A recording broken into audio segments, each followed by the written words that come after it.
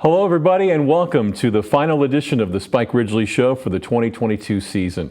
I'm your host Dave Sheets, along with me the head coach of the Massillon Tiger baseball team, Spike Ridgley. Spike, welcome back. Happy to be here, Dave. Spike, your Tigers are now 16-8 overall after playing and winning your first tournament game last Thursday at home against Glen Oak. Your Tigers knocked off the Golden Eagles 11-4 behind the strong pitching of Drew Stitt. Let's start with Drew's performance against Glen Oak. Yeah, you know, Drew's one of those guys that gets stronger throughout the game. So if he can navigate himself through that first inning or two, he looks like he's throwing harder throughout the game as the game goes on. So, you know, it was tight at the beginning right there, and he snuck us out of a bases loaded jam there in that first inning with only one run in. I thought that was huge because he really settled in then after that. Your team put 7 runs on the board in the third inning to break the game open at that point. What do you remember most about that big inning? You know, I think Tyler Hackenbrack led off with a hit. I think that's how it started. And then, you know, I think we had 3 bunts in a row. I mean, I remember our execution from an offensive standpoint as far as I think it went single, and then we went bunt, and then a squeeze bunt. Mm-hmm. Just the execution that inning was very good. We were placing the ball where it needed to be placed. And we were able to do the things really that we had been practicing all year long, and we picked a great time to probably execute the bunt as well as we have all year. And I know we talked in last week's show that you knew you were going to have to hit because Glen Oak was going to come out. They were going to hit the ball. They'd hit the ball well in the previous 2 games. You were able to accomplish that. Yeah, I think we ended up with 13 hits. You know, the first 2 times we played them, the score was a little bit lopsided. You know, but when we sat back and looked at the statistics that went along with that, you know, we had 9 hits both times we played them. And we just didn't have the runs to match up with those 9 hits. Mm-hmm. So, you know, we thought if we could come out and hit similar to what we did before, maybe get ourselves in situations where we might be able to bunt and make them play defense a little bit, that we might be in good shape, and we were. And I know I haven't asked you this question this year, and feel free to respond any way that you want, but can you share with us a little bit of maybe what you said to the team after the win? You know, after the win, I just told them I was proud of them. I was happy for them. Because you watch a group of guys that's practiced for so long hours and so hard and so focused, you know, really since February. But you know, it's an all year round thing. The guys are working out, you know, throughout summer and then in the fall months too. So to see a team that was really young with no experience become a team that sort of created its own experience throughout the year, and then be able to get into a game like that and execute it the way that they did, I was just happy for them. I just told them I was happy for them, and that, you know, now we have to refocus and try to go repeat that performance again. Thanks, Spike. When we come back, we'll visit with a Tiger player after this time out on the Spike Ridgley Show. At MCTV, we listen to your needs. That's why our internet options deliver the speed and reliability you don't just want, but you need. Upgrade your internet service to give your in-home Wi-Fi an extra boost. More data running through your home means you can power more devices, spend less time buffering, and more time connected to what matters most. Upgrade today. Give us a call or contact us online. MCTV. We go the extra mile. Welcome back to the Spike Ridgley Show. The Tiger player joining us this week is junior center fielder Brennan Crow. Brennan, welcome to the show. Thanks for having me. Brennan, what are your earliest memories of playing baseball, and who taught you the game? My dad taught me like at a really early age. I was never like playing with my age group. I was always playing up. So that's where like the experience came from. And I remember like a memory I have is in the backyard. My dad would just throw the ball as high as he could up, and I'd catch it like every time. So that's just where all the experience came from.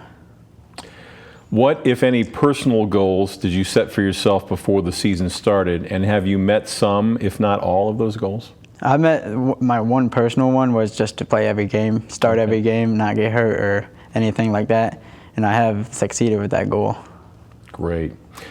You're first on the team in walks. How did you develop such a good eye at the plate? Just having a lot of plate appearances. I play travel ball all summer, so that's probably like 6 games a week, and I'm just looking for a pitch to drive. If it's anywhere close, I'll swing, but just anywhere. Okay. You are also second on the team in runs scored this season. What's the secret in making yourself a good base runner? Speed. Whenever you get on and you see the ball in the air, just run as fast as you can and try to get home. As the team center fielder, you're the guy in charge in the outfield. How do you help the other guys out there get along and make sure everybody's doing the right thing? Oh, every like in between pitch, we're always talking to each other, talking about anything. It's just creating good like memories, and we're just talking about like he hit it here last time, or he hit it here last time. He's a poor hitter, just like that. So we're just helping each other out there. For you, what's been the best part about being on this team? Probably the friendships that I made. Every day before practice games, we're always in the locker room, like talking it up, laughing. It just creates good memories that you'll always remember. You play Mayfield on Tuesday in the district semifinal. What can you tell us about their team? We played them last year. They were pretty solid. They lost some people, we lost some people. They can hit the ball. They had 3 runs in 1 inning. That's pretty much what sealed it last year, and they had really good pitching. And we just got to get it done. We just got to hit the ball. Try to get him to pop out to anybody. Hit it on the ground. Just can't let up extra base hits and errors. And that's how we're going to win the game. Sounds good. Best of luck. Thank you. Brendan Crow joining us on the program this week here on the Spike Ridgley Show. We'll have more in just a moment.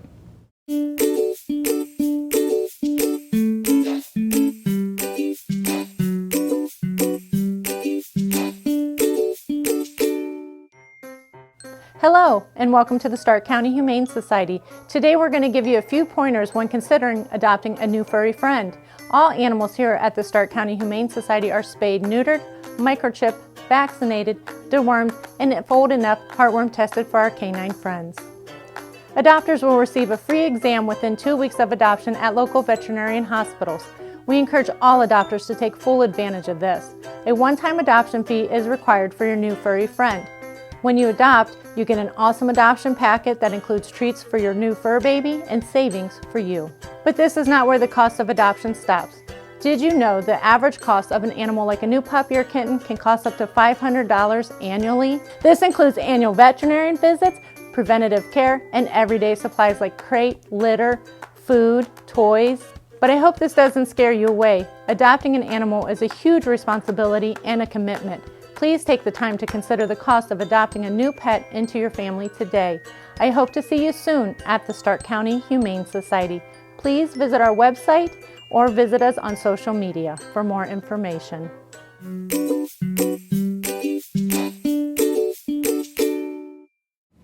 And welcome back to the Spike Ridgley Show. Spike, we just spoke with junior center fielder Brendan Crow in our last segment. In what ways has Brendan made an impact on this year's team? Yeah, Brennan's, I've coached a lot of outfielders, and I don't even try to count up the years, but he probably plays the line drive ball that's hit right at him probably better than anybody I've ever coached before. He's very good at that ball. He doesn't allow for it to bite him forward. He stays, reads it, and then when he needs to move back, he'll move back on it. But then he has the speed along to go with it, to be able to help him to get to where he knows he needs to be to get the ball. But that speed translates over into the offense as well with his ability to hit the ball on the ground and try to beat it out, but then bunt. He handles the bat really well. And he's a competitor. I mean, the guy's got a strong competitive fire, and I mean, it shows in the game, and it really picks us up. Your Tigers will face Mayfield in a district semifinal at Nordonia on Tuesday at 1. It was Mayfield who defeated Massillon in the district final a year ago at Munson Stadium. What do you remember most about that game a year ago? Yeah, in that game, the guy that they threw against us in that game had a tremendous changeup, and it really kept us off balance. Left-handed pitcher, very good pitcher. But just a really clean game, both sides defensively. Both teams were making plays all over the field. We had base runners. We just didn't get that big hit when we needed it. We had a couple chances with guys in scoring position and just couldn't get the hit to break the ice there. And they had a very experienced team. I think they have a lot of those guys back this year. We're going to be a completely different team, as you know. But we have respect for the program. It's going to be a tough challenge, and that guy's graduated, moved on. But they have another guy that's 88 to 90 that has stepped into his shoes. So we know we're going to have a big challenge, and we're really looking forward to the opportunity. I know you had a chance to see them over the weekend. What can you tell us about the initial thoughts there? Yeah, Jackson picked them up and played them on Saturday. I think it was 2 o'clock, so we all went over and watched. Their lineup is actually very similar to Glen Oak. They all swing top to bottom. So we're going to, like I said last week, we're going to have be fortunate, and they're going to have to hit the ball at us a little bit, because I do think they're going to hit the ball.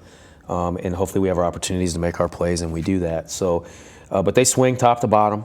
I don't think we saw anybody that they're going to throw against us, just based on the timing of things. But for us, it's about trying to match the energy, trying to get out there and swing the bats, and it's going to be a battle. Now, you were able to overcome those 2 losses against Glen Oak, come back and get them in the tournament. What's the mindset of the team right now? I think the team is confident.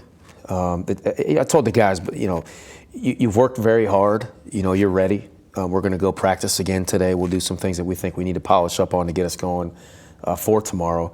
But I think the confidence is there. And I think they're looking forward to the opportunity. And I told them to make sure they enjoy the moment too.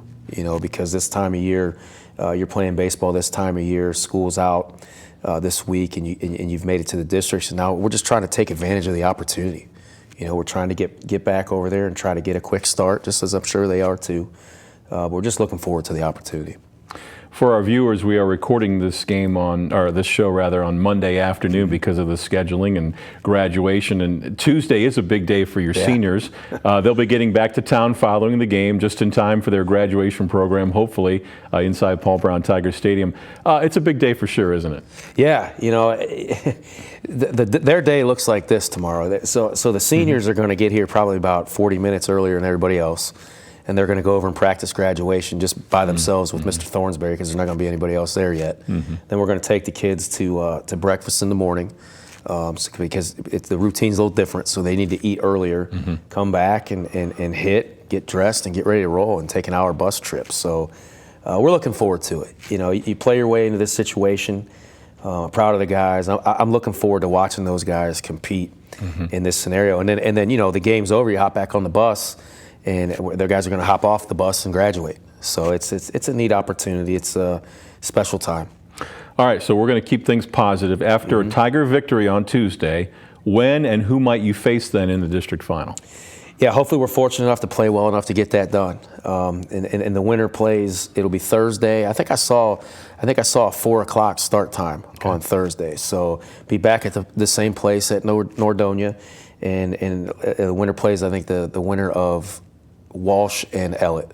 So yeah, that would be the itinerary, and we're going to try to sneak our banquet in Wednesday. Hopefully our banquet is after a practice, so we'll see. Right. But yeah, it's a busy time of year, but right now is a good opportunity for me to thank everybody that helps us and makes things go with the Booster Club and our administration. They've been incredible with helping us to schedule out what tomorrow's going to look like and getting things ready so that we can have a banquet as well Wednesday night and feeding the kids tonight and tomorrow morning. So we're very fortunate. Well, we want to thank you for joining us all season, giving up your time here at school and meeting with us and arranging to have a player with us. We very much appreciate it, and of course we wish you the best tomorrow. We appreciate it, and you guys run a first-class operation. Thanks. I mean, to be able to have a high production quality show like this that people can get on and check out, and because Massillon's kind of, it's nationwide, so people get on and check it out and watch it, and we're really appreciative of you taking time to do this for us. And we hope to do it for a long time. Sounds good. Good luck tomorrow. Thank you.